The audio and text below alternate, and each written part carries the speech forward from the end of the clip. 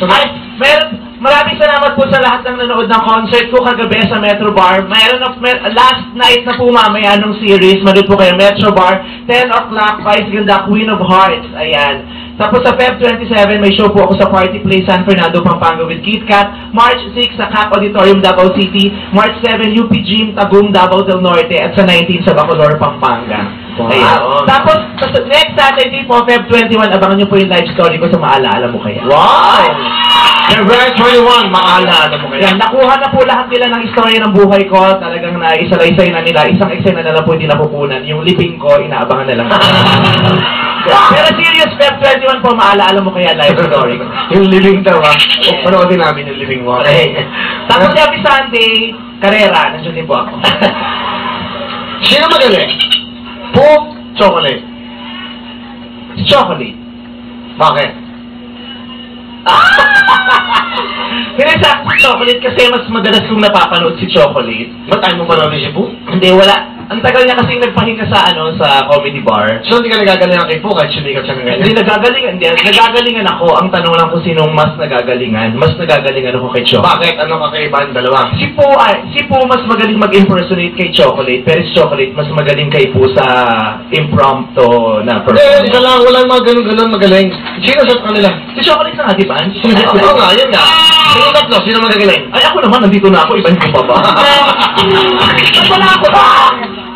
Ha? Ba't wala ako sa choices? Pulang tsaka chocolate. Di ba dapat gantiyan ako siya, kaya dapat ako naman? Ay, hindi ka talaga kasama sa tatlo. Teka, kasama naman talaga yung nasa comedy bar. Kahit nga sa liba, baka wala ka pa rin. At joke lang. Iba yung ati glow, no? Iba yung ati glow. Kailan mo na dito si Chocolate? Hapon! Sabi ko, Chocolate, guess kayo nila Vice Ganda ni Po. Ayoko makasama si Vice. Sino sabi? Chocolate. Oh, pinext mo kasi siya, sabi ko, huwag ka nang pupunta kasi pareho tayong ayaw natin ng isa't isa. Eh, since siya yung natanong mo ng maaga-aga, ikaw nakakuha ng sagot. Pero kung ako yung tinanong mo, akong nakuha mo ng sagot na gano'n. Okay. So, ganito. Eh, kung saan dito si Chocolate, ano gusto mo sabihin kay Chocolate? Ayan, nanonood. Kay Chocolate, isa lang masasabi ko sa'yo, Chocolate. Maraming salamat at ipinanganak ka sa mundo. Dahil nung pinanganak ka sa mundo, isa lang ang na-realize ko. Mahal ako ng Diyos. Dahil kung hindi ako mahal ng Diyos, malamang kahawig mo rin ako.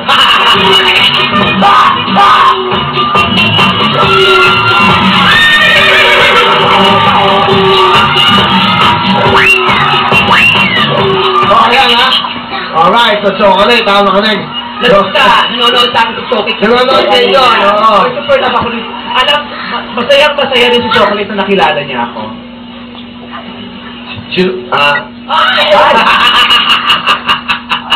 Ayaw mag-comment. Ba't nag-comment pa to? Nag-comment? O, nag-comment ka daw kaya ano? Okay. Ano ba comment mo ron? Okay, huwag na. Manood po kayo ng show ko mamaya kasi may spoof ako doon. Doon ko na lang. Okay. Hindi siya pang TV. Ano yung spoof mo ron? Sino? Si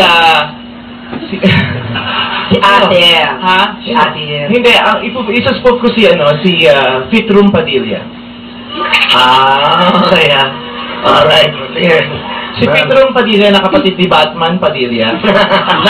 na napang-asawa dati ni Carmina Signorina na ngayon ay asawa na ni Zoren Legarda. O ano, nalito kayo. May gulo. O kung gusto yung panoodin nyo. Bahala kayo dyan, ha? Marami nanonood kagabi. Sa mga nakanood po kagabi tapos nag-enjoy, ipagkalat nyo ang balita para manood sila. Sa mga hindi nag-enjoy, manahimik po kayo. Yan ang Vice Ganda. O, tonight yan, okay? Yun lang ang masis mo kay Chocolate, yun lang. Opo. May utang mo sa Chocolate? Ay, wala po. Okay lang. Mayroon naman, hindi naman utang. Binigay ko na din lang sa kanya ng libre. Okay. Yung mga tigyawat, inangkin niya lang. Sabi ko, mamigay ka naman ng tigyawat, yung iba hindi pa na-experience. Kung sakali eh. Ikaw ha? Ano? Ikaw ba? Kapag niyo si Chocolate dito. Kung sakali, na kunyari, meron ka... Kaya na yan. Kaya naman, nanonood. Sa mga shows, hindi na, napapanood ka sa Love Line eh. Magaling ka, puno ng tao. Si Chocolate na nakakapuno ba sa punchline? Nakakapuno rin naman si Chocolate ng punchline. Oo, kasi magaling mamigay ng compliance. Bawa naman si Chocolate, no?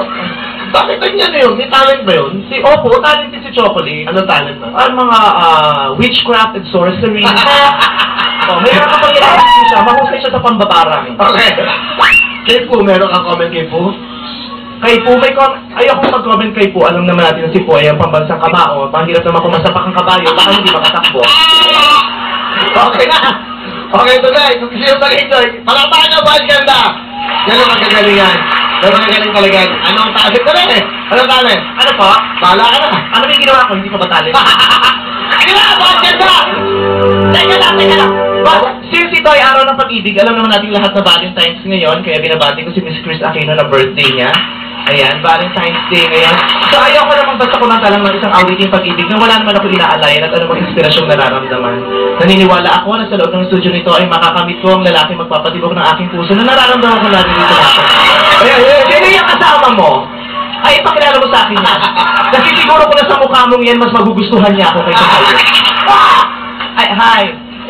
Papi, would you mind if I sure, talk to him first before I do my song? Make it fast. Yeah, I'll make it fast. I'm a horse. I'm so fast. Okay. We have 1 hour commercial. 1 hour commercial. We have 1 hour commercial? That's right. It's okay. I only have 45 minutes, chica. What is your name, sir? Roger. Roger. Where are you from, sir? Winnipeg, Canada. You're from Canada? Oh my goodness. So, you must be Canadian. Bakit? May mga Egypt sa Canada. Huwag kayong tanga. May mga Pilipino nga dun. Eto nga, Canadian, nasa Pilipino. Okay, are you married? Yes, I am. Why? Are you married to a Filipina? Yes. Of course, because you can't marry a Filipino. He's a man. You should marry a Filipina. Yeah, congratulations because you made the best choice of your life. Because the Filipinos make the best wives in the whole world. Am I correct? Yes. Yeah, are you enjoying your stay in the Philippines so far? I am. Oh, that is so nice to hear. So, why are you here? What brought you here? Here for vacation, visit family. Vacation brought you here? Of course not. It is the airplane that brought you here. Your family brought you here? How come your family brought you here? Does your family have special superpowers to bring you from Canada to the Philippines? Of course not. You're so... No, I'm just kidding. Okay, so you're with your family. Who brought you here? The plane.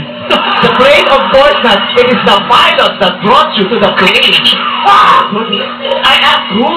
Who? The pilot is not a who. The pilot is a what? My God. You're Canadian. I'm so disappointed with your English. This is one thing I am so proud of about the Filipinos. The Filipinos are so, they converse in English very well, even if we're not that, very good. We can construct English sentences, right? And because Filipino people are very intelligent people, right? That's right. Are you Filipino? No. That's why you're not intelligent. No, don't get me wrong. I'm just kidding, okay? You know what kidding is? Yes. What is kidding? Joking. No, joking, of course not. Kidding. When you're not old yet, you're kidding. When you grow, you're growing. When you're old, like you, you're dying.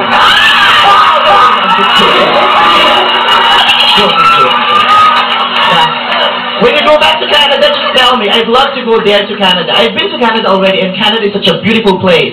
Yeah, I heard that Canada, there's so many things you can see in Canada, right? You can see a lot of things, almost everything in Canada. Everything that, occupies space and has a weight. And you know what it's called? Matter. Did you see me in Canada? No. No, because I'm not matter. I'm just molecule. And I wish you can be with me. Can you be my party girl? Tama na nga. What do you have there? What are you playing there? Do you have kids already? No. No? So this is your first? Okay, thank you so much for joining me here. I have long been waiting for you. When Dad knew that you were my boyfriend, Dad was so mad at you. You know why? Why? Dad likes you too.